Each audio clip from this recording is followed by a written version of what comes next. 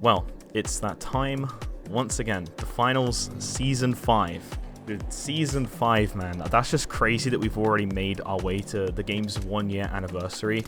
I know that I've been, a little silent on some things recently. I have some huge announcements coming soon, TM, but I wanted to do a video today to talk about my review on the finals season 4, and then also next video have a take on some theory crafting for the finals season 5. All the way back in September. If you remember, I had a small interview with Mikael Hogstrom, who is the animation director on the finals. Chad, aka Chad, a little half like this. One of their biggest goals this season was achieving what they like to call a W. Like just very simply that's all we want. Like, just one season is a W, yeah. Like, it doesn't have to be a capital. So, did they pass the Thixie certified 100% authentic W test? Well, let's break it down. So, season 4 starts, we have some insane new changes to the game, including the scopes. That's kind of risky. I'm not gonna lie, chat. Hey, I will criticize. That's kind of a risky play. I was scared, bro. You put the sights on the LH1?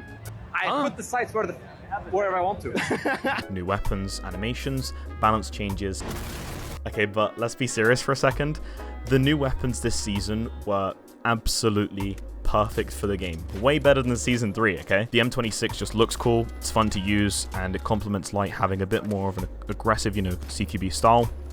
The pike, aside from the balance things, it's a really fun weapon to use. And, sure, recently it did get nerfed, but I don't think that it's completely unplayable, and it still favors those players who like kind of aiming in a certain way, especially now since the model got, tuned down a little bit.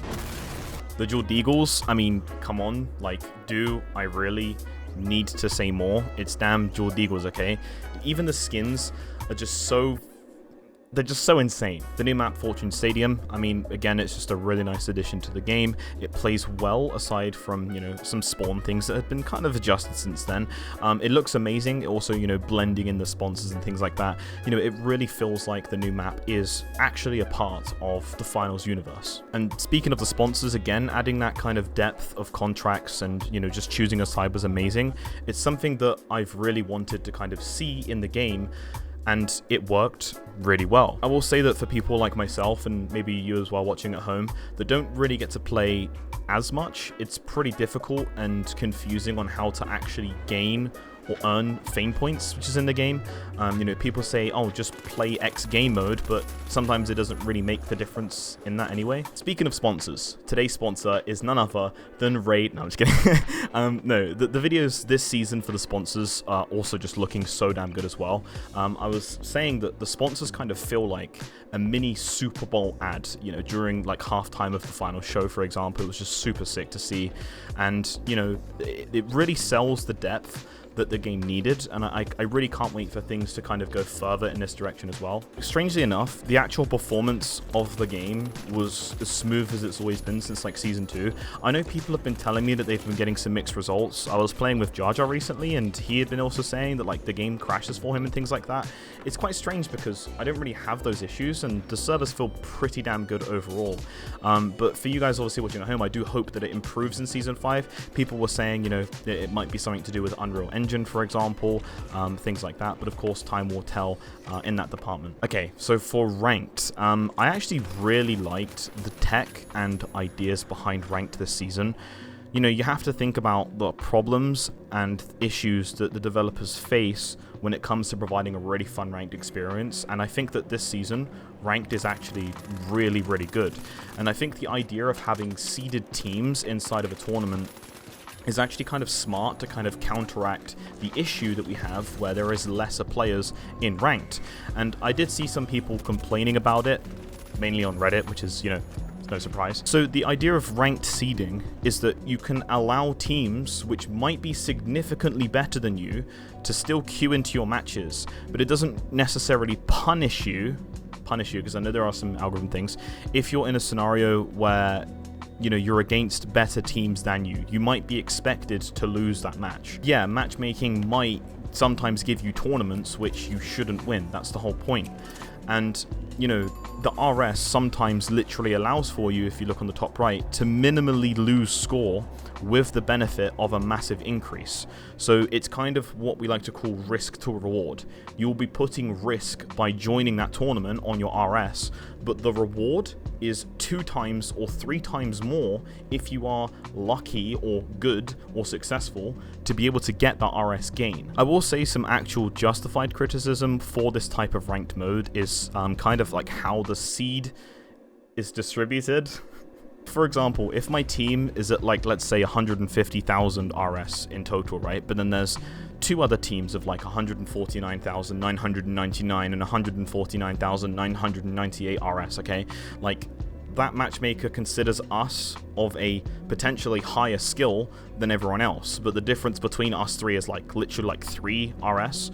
So that's literally nothing, right? And I think that, you know, for next season, what would be nice is to kind of tournament difficulty punishments need to be adjusted by also the range of skill difference, not just the number between 1 to 12. Like, wait, it's 1 to 8, not 12. Yeah, I meant 12 players per match, which is 24 players, but it's 8 teams. Yeah, I'm done. Again, the solo queue experience is pretty harsh in this game.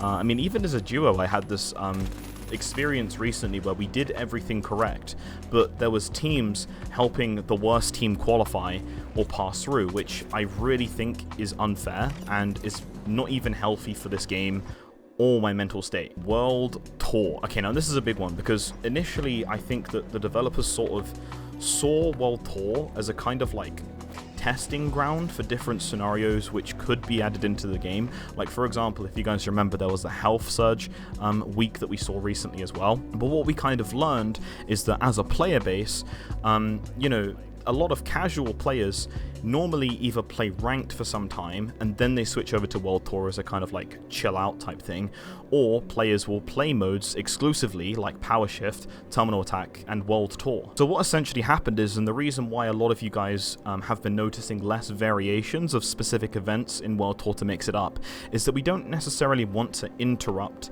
the experience of those players enjoying the game with different aspects each week, right? And for a new player or a casual player that doesn't have as much time as even myself, you know, those aspects of new things each week can really hinder the progression on actually learning the core reason of what the finals is and playing the game. So what I'm mainly looking for in Season 5 is a sort of like LTM rotation mode in the game where it's like a new block and people can kind of queue up to play those experimental modes, or those LTMs that we, you know, used to enjoy, such as smoking guns, and then those things could kind of be the priority for focus for people that might want to complete their contracts in that mode, for example. And, you know, I don't think that this will take too much away from World Tour in terms of events. Like, for example, the Halloween event can still be part of World Tour, Christmas event could be part of World Tour, things like that. But for major gameplay adjustments, like, again, solo Bankia could be another one, I think that that's what will happen, and that'll be kind of cool to see as well. Now, speaking of events, I know we didn't have many this season, okay, but the most controversial one was, of course, the Halloween wheel event, and people are still addicted to said wheel. Honestly, I think that it was a great idea as a starting point. Again, Reddit coming together to gather their pitchforks again and complain like it was the final design concept. And yes, I know, I understand, by the way. The dupes were 100% annoying, but it was the first iteration, and I'm pretty sure Embark might have plans in the future, you know, to improve how it works, and, you know, it's like a kind of event-based wheel. I think it was, like, super fun, but receiving most of the items literally for free was really cool, and it really made the game enjoyable. You know, instead of just earning it in a contract like we've done before. Even then as well, like, if you spent the multi-bucks to complete the outfit bonus you got for completing the whole items on the wheel, I feel like that was a fair trade. Again, personally, I don't see anything wrong with that. You know, just improve the way we get on the dupes, like improve the reason for the dupes and the stuff like that, and it's fine. Alright, I guess I have been avoiding it, but I think it's time to talk about the balance. That's right, the beautiful topic on balance. Firstly, I want to say that a lot of weapons in the game only need to be balanced because some of you guys out there are just too goddamn good at them, or the general player base gets good at them. Yes, I think that those things do need to be a bit more proactive, especially if they are kind of messing with the overall harmony of the game. But obviously, we had the model, which people were complaining about. Once again, I think people are less complaining about it now, obviously, thanks to the nerf. You know, two-shotting mediums was pretty harsh, especially when, you know, you're running a double or triple medium defib healing beam setup, right? I mean, that was just kind of crazy. But I think we can all agree that it has taken a long time for the model to kind of be given some direction for changes. I don't necessarily blame this on a sort of timing thing, but, you know, if the Embark wanted to make the game be a higher TTK game, so it takes longer for you to be eliminated, then you can't necessarily ignore weapons and don't balance them after a longer period of time. You know, if you're changing some aspects of the game, then you kind of have to slowly change everything. I get it, you don't want to change it all at once. That would be very silly. Like, imagine just Snap, we just change the whole balance. Like, I mean, it could work in some way, especially if you want to do something, but the game will be really weird for like 2 weeks. Everyone will be trying to find in these new metas, and it will be a mess, because what do you balance change? Overall, though, the finals is an excellent game, and it's actually hard for someone to disagree on an overall level when, you know, you're talking about the game as a whole. But what's really let it down for me is those kind of small, tiny moments, like throwing a cash box, stopping my momentum, destruction not happening, destruction blocking me,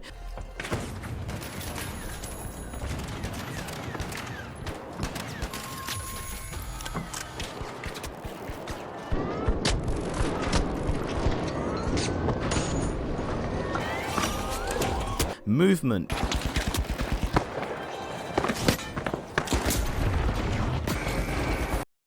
the game has got me there so many times, but I keep coming back, and it's not because I forgive the game or I forgive some decisions that are made on the game which I think actually holds areas of it back, but it's just the fact that I really enjoy the game. I love this game, and that's a bias, so I'm not going to add it to my review score, because when I do my review scores each season, I like to remove like personal aspects of it away. But the question was, as we said earlier in the video, is, you know, did they pass the ThickC certified 100% authentic W test? Yes, but it's not a capital W, and, you know, that's for sure, because things like I just mentioned really do keep the game from just being there. Like, you can't question the excellence of the game overall, you know, the gamer-oriented developers, as I say, you know, pouring hours into it, and I think just the overall universe of the finals is just super sick. Okay, so this season, if balance was really focused on earlier, and I had a team to really carry me to Diamond all the way, I probably would have said that the season was like a solid 9. Like, I really think that the things they've added into this season was that good, so, again, amazing work there. But again, some of the things I experienced this season, some of the balance stuff, I'll have to kind of tone it back and give this season like a 7 or 7.5 out of 10. Again, it's not a W, okay? Sorry, it's not a capital W, but, you know, it's a W. It's a pretty good thing. So that's pretty much it. That's my review of the finals season 4. If you guys enjoyed this video, thank you very much for watching. Leave in the comment section what you guys thought about the final season 4 as well. I appreciate all of you again for hanging out and supporting me as always. I know I've kind of fallen off as people would probably say. I appreciate all of you for even just being here right now and sharing the journey with me, especially if you guys have been with me for a long time. Just know, like, I know I don't say it because it's very hard to say each time, but you guys mean like a ton to me, and thank you so much for supporting me on this journey. Regardless, what did you think about season 4? What would you maybe want for season 5? I might actually ask a question in the next video. I'm yapping. You guys know me. I'm yapping for the outro. Anyway, let's just do it, okay? As always, my name's Synthix, and I'll see you on the podium.